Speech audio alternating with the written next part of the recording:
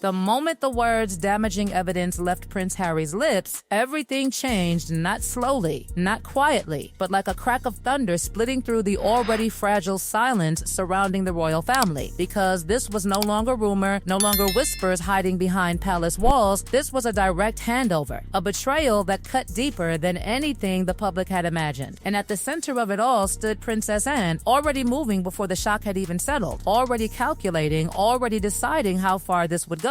It began with something small, or at least it looked small at first, a fragment of audio, a clipped voice, a tone that didn't match the image the world had been carefully fed for years. And yet within hours, that fragment exploded into something uncontrollable, something that spread across media channels like wildfire, forcing people to stop, rewind, and ask a question they had never dared to ask before. What if everything was a performance? And what if Harry had finally seen through it? Because behind closed doors, far away from cameras, there was no calm discussion, no gentle confrontation. Only a man pacing through the Montecito estate, holding something in his hands that he could no longer ignore, something that didn't just shake his trust but completely dismantled it, piece by piece, until the illusion he had protected for so long collapsed right in front of him. And in that moment, something shifted inside him, not anger alone, not heartbreak alone, but a cold, calculated clarity. And that was when the decision was made. Harry didn't go public, he didn't call the press, he didn't try to control the narrative. Instead, he did something far more dangerous. He reached back toward the very institution he had once walked away from, quietly establishing contact, arranging a private channel, and preparing to hand over what he believed could no longer remain hidden. Because this was no longer about marriage, no longer about reputation. This was about something much bigger, the survival of the royal image itself. Inside Buckingham Palace, the atmosphere changed the moment the call came through. Princess Anne didn't hesitate. She didn't question whether to get involved. The second she heard the words evidence and Harry, she understood exactly what was unfolding. And more importantly, what was at stake,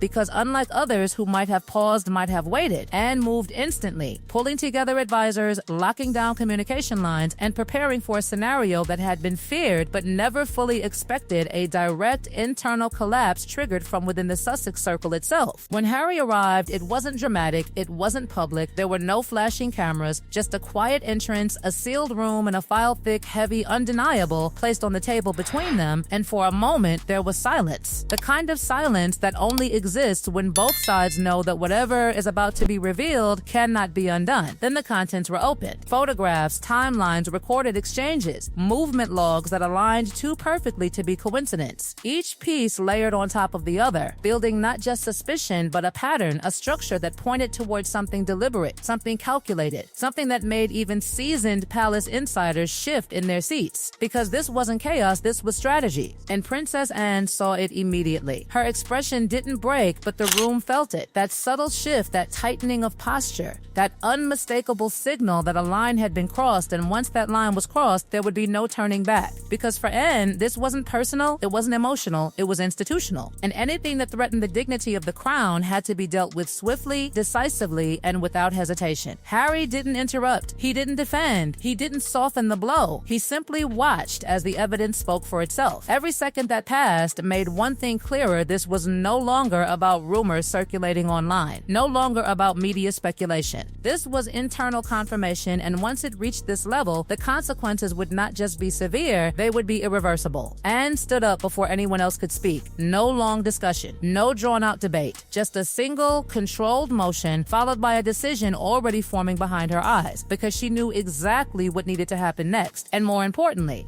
how quickly it needed to happen before the situation spiraled beyond containment. Orders were given immediately. Secure the documents, limit internal exposure, prepare contingency statements, initiate high-level review protocols. Everything moved at once, and Harry stood there watching it unfold, realizing that the moment he handed over that file, he had crossed a boundary that could never be uncrossed, that whatever happened next would not just affect Meghan, not just affect him, but would ripple through the entire structure of the royal family, forcing decisions that could could redefine everything. Outside those walls, the world still believed it was watching speculation, gossip, rumors floating without direction. The moment Princess Anne stepped out of that room, the entire rhythm of the palace shifted into something colder, sharper, and far more deliberate, because what had just landed in her hands was not a scandal to be managed, it was a threat to be neutralized, and she wasted no time turning quiet concern into immediate action, locking down every channel through which this story could leak while simultaneously preparing for the possibility that it already had. Inside the palace, senior aides moved quickly, their usual composure replaced by a silent urgency as copies of the evidence were secured, analyzed, cross-checked, each detail scrutinized not just for accuracy but for impact. Because if even a fraction of it became public in its raw form, it wouldn't just damage reputations, it would ignite a firestorm that could not be controlled by statements or carefully worded responses, and Anne knew that better than anyone in that room. Harry remained where he was for a moment longer, watching as the machinery of the institution he once distanced himself from came roaring back to life. Only this time he wasn't standing outside it, criticizing it, he was standing at the center of it, the very source of the crisis, and there was a strange, almost unsettling stillness in him,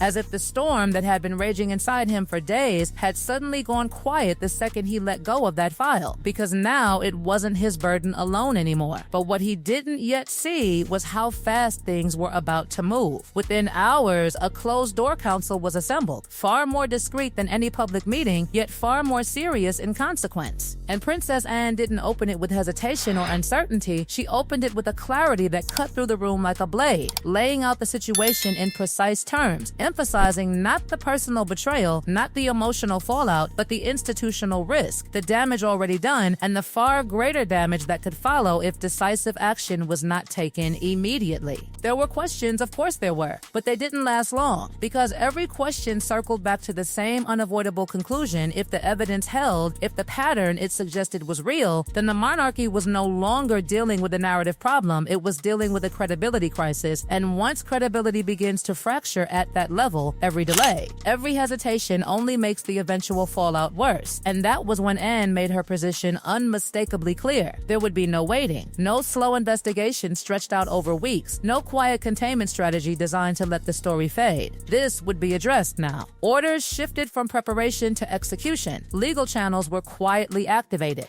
External advisors were brought in under strict confidentiality. Draft statements began forming, not for immediate release, but ready, waiting, sharpened for the exact moment they would be needed. Because timing, Anne understood, would determine everything too early, and it would look reactionary too late, and it would look like weakness. Meanwhile, far from the palace, the silence inside the Montecito estate had turned suffocating. Because Meghan knew something had changed. The calls weren't coming through the same way. The usual responses felt delayed, filtered, distant, and even without knowing the full extent of what had been handed over, there was a growing realization that whatever Harry had done, he hadn't just confronted her, he had escalated beyond her reach, beyond her control, into a space where influence, persuasion, and carefully crafted narratives would no longer be enough. And for the first time, the balance had shifted away from her. Back in London, the final stage was already taking shape. Princess Anne stood once again at the center of it, reviewing the last pieces, the final confirmations, the quiet nods from those whose approval mattered, and when everything aligned, when every risk had been weighed and every outcome considered, she made the call that would define everything that followed. A direct line to Harry. No delay, no intermediaries. When he answered, there was no softness waiting for him on the other end, no reassurance. No attempt to cushion what was coming, only a steady, controlled voice delivering a reality that had already been decided. A reality shaped the moment he placed that evidence on the table. What followed wasn't a discussion.